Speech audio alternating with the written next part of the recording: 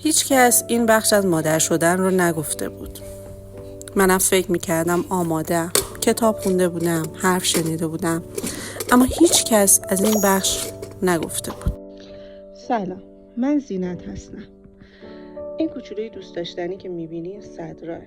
شاید باورش سخت باشه، اما من بعد از 14 سال بعد از پسر دومم برای بار سوم مادر شدم.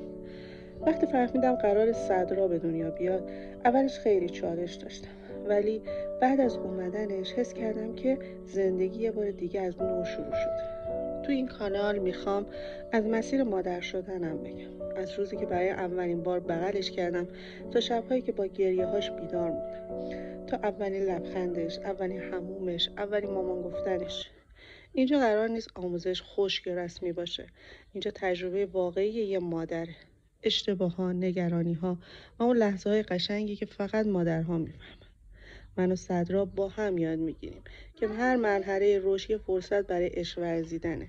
اگه تو هم مامانی هستی که گاهی خسته میشه، گاهی نمیدونه باید چه کار کنی، اینجا جایی برای توه. خوش اومدی با صدرا یاد میگیریم.